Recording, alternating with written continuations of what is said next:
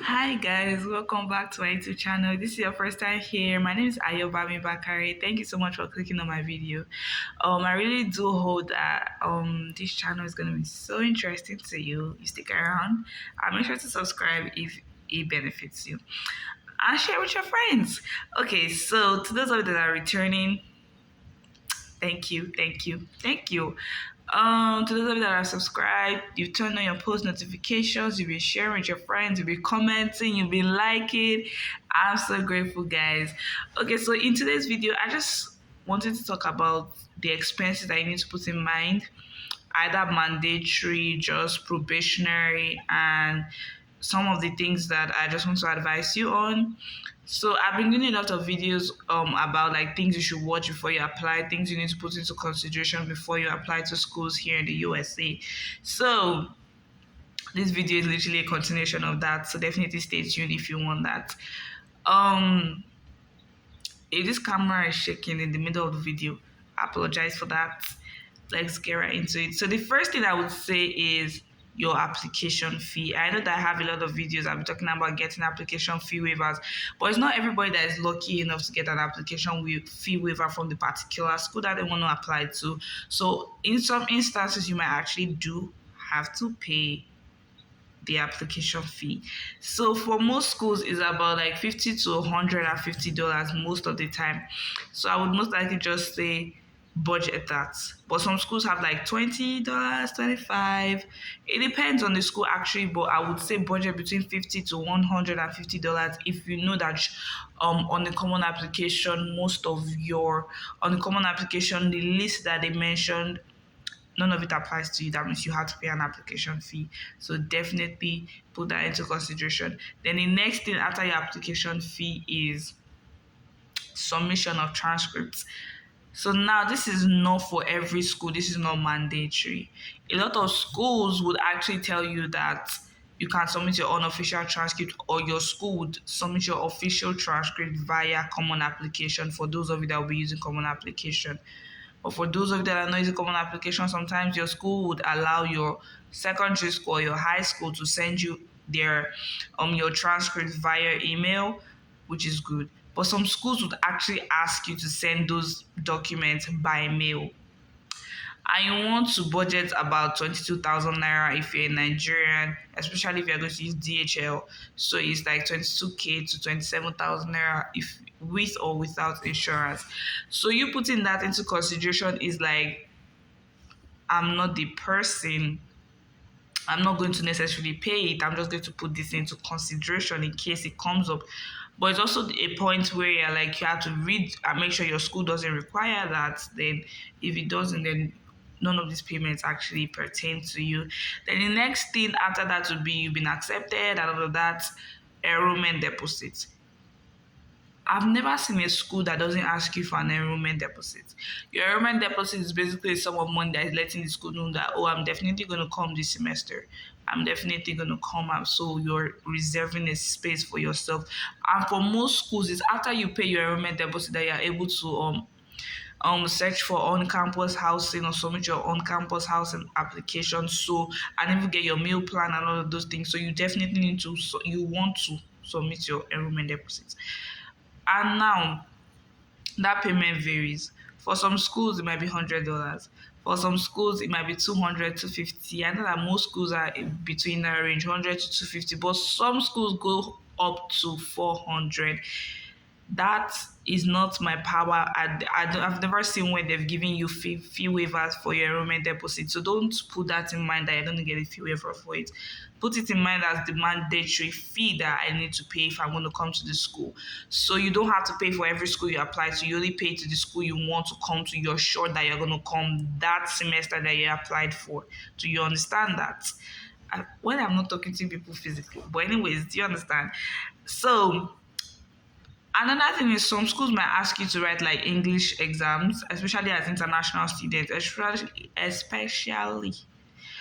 if you didn't write TOEFL or IELTS or SAT or ACT, like they just want to be sure, they want to be extra sure. They will make you write like some schools have English exams, some schools have math placement exams, especially for those people that want to do health related stuff. I know they write chemistry exams. and some schools make you pay for it. Like the English exam that I wrote was another $100. So you have to know all of these things. The math exam, we didn't pay for that because every student has to write that so that they know where to put you into, like which particular math class you need to start at your foundational basis. So you need to put that into consideration. Speak with your academic advisor. Some schools will actually list it there that you need to write it, that this is the placement. They are called placement test scores mostly. So check if there's a fee for that before you start applying to the school. These are things that you need to put into consideration, especially for those of you that are looking forward to fully funded scholarships. I've never seen where they would ask you to be like there's a fee waiver for your math placement or your English exam. I've never seen that. But there's nothing the grace of God cannot do. But I'm just mentioning things here that you need to actually do, like you need to be aware of. So after all of that, you now get your I-20. Most schools have a deadline for you to submit your enrollment deposit. Because for a lot of schools, if you don't submit your enrollment deposit, you're not going to get your I-20. Without your I-20, you can't pay your service fee. Without that, you can't do your visa processing and all of that. So you definitely want to submit your enrollment deposit before the deadline. Some schools will tell you that to get your I-20 is 6 weeks, which is a month and 2 weeks, guys. If your enrollment deposit deadline is May 1st and you already, most schools will let you know that you've been accepted since February, then you have, or March, then they tell you that your enrollment deposit deadline is April, is May 1st or May 15th or 16th. So you need to know that, okay, if I submit my enrollment deposit by May 1st, keep in mind it takes some days for the school to acknowledge that they've received it.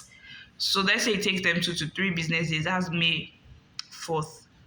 It takes them 6 weeks to process your I-20, which is like ending of June. Not like ending, but like middle of June. You now want to pay your service fee, which takes probably another week before you get your service fee receipt. Like I'm trying to show you the ripple effect of paying that enrollment deposit deadline. No, enrollment deposit at the wrong time. Once after 1 week, which is like you're already at the ending of June, school is resuming August. You have not picked your visa date, you've not started your visa, anything. Do you understand me? So those things you need to put them into consideration. So moving forward, payment of enrollment deposit, all of that, you need to pay your service fee, which is SEVIS. It's an acronym for Student Exchange Visitor something program. Basically, I'm going to try and drop the link so you can read up on it for those of you that are currently in that stage and you want to know how to do it and all of that. I know that for Nigeria, you can't pay through Western Union. So we had an agent do that for us, and then the agent collected extra $50. The main service fee itself is $350. So when I say service fee, I mean SEVIS fee. So the agent collected an extra $50, which is like $400 in total, and the payment was made. I was able to get my receipt basically like the next business or the second business working day. So that's that. If you have, they also accept Western Union, check, money order. So if you have family members abroad that can help you do that, definitely reach out to them. But make sure, one thing I always advise people is get your receipt before you go to the embassy. Make sure you log into their site. Make sure you check that, yes, it has actually been recorded by the system that you've paid. Do you understand? The receipt will be sent to your email. So even if you actually get a genuine agent, you don't need to chase them away or chase after them to get your receipt. It's sent to your email, so it's left for the agent to actually pay. I wouldn't really advise everybody to go and start looking for an agent because I was able to get an agent from a secure source.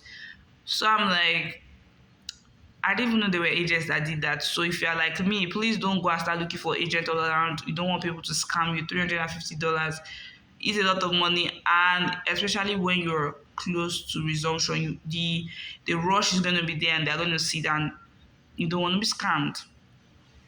So after you pay that, you get your service fee receipt and all of that. You have to now do your visa stuff. I know that it's 67,200 that you have to pay before you can even get your appointment date, like for you to select an appointment date and time. So have that payment, no, have that sum of money ready. I know that the only bank they currently use in Nigeria is GT Bank. I use the Lagos consular office, so I don't know if it's different from for Abuja, but I know it was GT Bank they use. I paid online with my GT Bank app, but you can always go to the bank, get your receipt and all that. But I feel like you doing it online, you're able to get the code immediately, input it into the Visa page, the Visa web page, so that immediately it loads and you're able to go straight to the appointment section, rather than you going to the bank, leaving the page, then going back, like all of those things. Of course, you can do it in the bank if you're a tech savvy person, not necessarily tech savvy, but like you carry your phone. Once you get the code, you pay straight up. You do everything in the bank. Before you get home, you already have a date and all of that.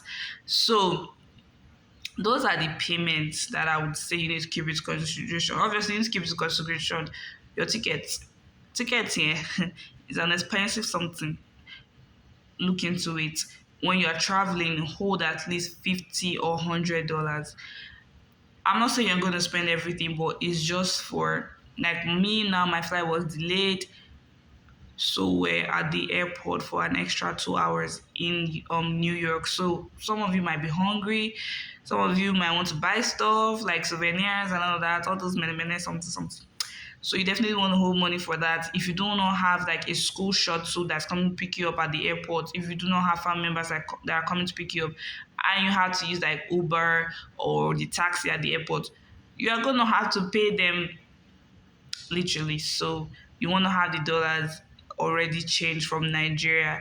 And it also depends. I know that most schools have shuttles to come and pick you up, but this money is for people like me that always want to be ahead, so that there's no cause for alarm or anything. And then you might just want to buy something at the airport, especially like when we were in Doha, we had a layover, a layoff, whatever, transit for 8 hours. We were there, nothing.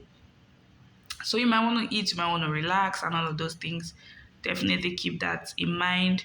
That's not to say you would actually spend it. This is for unforeseen circumstances.